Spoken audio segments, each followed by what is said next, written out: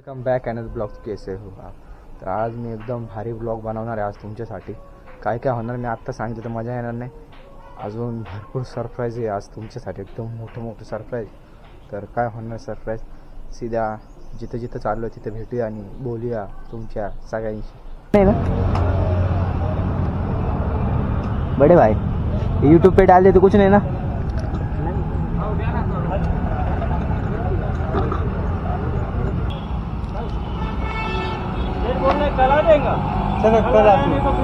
चला आता जाऊया मोठं ब्लॉग करायला. मम्मीला घ्यायला जायचं.